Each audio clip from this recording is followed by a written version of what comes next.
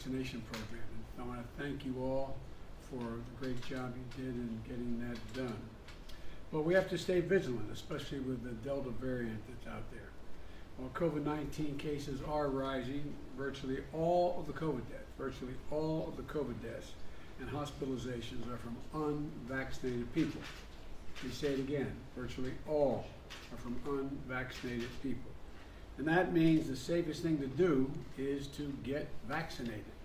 Get vaccinated. And that's why we're focusing on our next phase on getting the unvaccinated vaccinated. I know it seems like a constant uphill climb, but it's gradually making progress, but we got a way to go yet. Secondly, the economy. Yesterday that I spoke of the historic economic progress we've made, which starts with the American Rescue Plan. Shots in arms that saved a lot of lives, checks and tax cuts to give them just a little extra breathing room, ordinary Americans, and lower health care costs, just when so many Americans needed that help. And it's helped create 3 million jobs, more than any administration has done in the first 6 months of being in office. Again, thanks to all of you.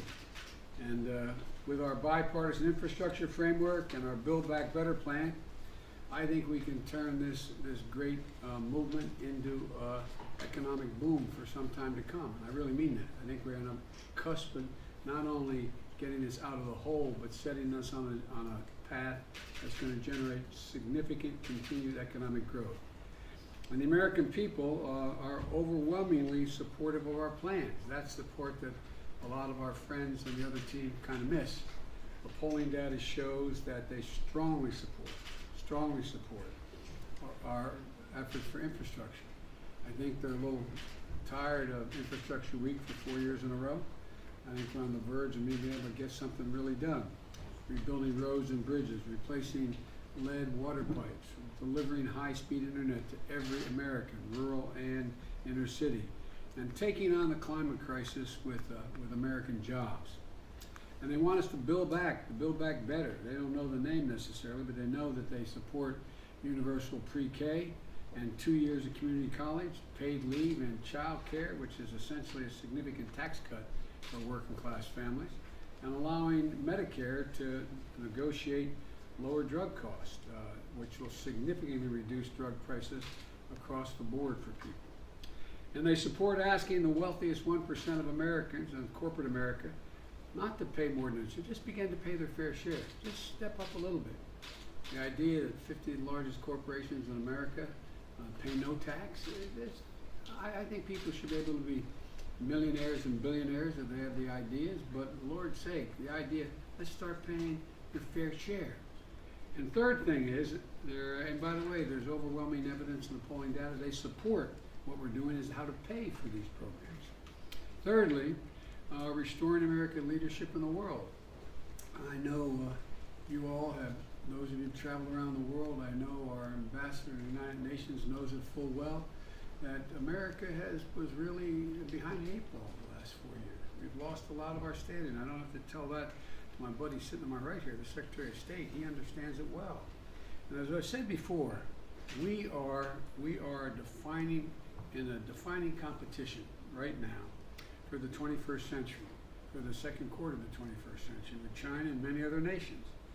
And many of these nations believe that autocracy is the future, that democracies cannot compete with autocracies because it's so hard, things are moving so rapidly, technologically and otherwise, that democracies can't get the act together enough to get a consensus how to move. Well, I reject that notion completely, and I think the vast majority of American people do as well. You know, in my conversations and meetings with world leaders, just coming back from, I guess, 8-9 days over there, ending with a meeting with Putin, you know, I'm making it absolutely clear that democracy is more capable, and America is back. Whether it's helping vaccinate the world, and we're not just vaccinating ourselves, we'll get into it, we're going to help vaccinate the world. We're building back better to create jobs and grow the middle class, not just at home, everywhere. It's in our interest that the economies of these other nations grow. And we're going to lead the fight against the climate crisis and tackling the challenges of cybersecurity. We've been very clear to our other nations as to what we expect in terms of their conduct. And finally, there's much more to be done and so much more to do. Tackling voting rights, which is an existential threat to democracy right now. The things that are being asked are just beyond the pale. And the Vice President has been working hard on this issue and is going to continue to. We all are, but there's much more to do. We have to tackle the immigration problem, which we're working really hard to get done in a humane and serious way. Police reform and crime. And the bottom line is we're delivering on our promises. We have to deliver on all the promises we've made, because I think we're in a situation where the vast majority of the public agrees with the essence of what we're trying to do. And so I just think that we're showing there's nothing that America is unable to do when we do it together.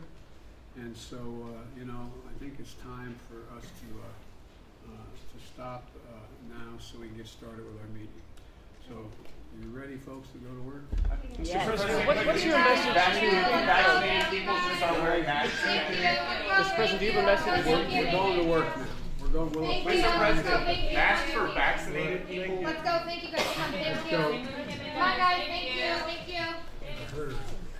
Let's go, guys. Thank you. Let's go. Thank you.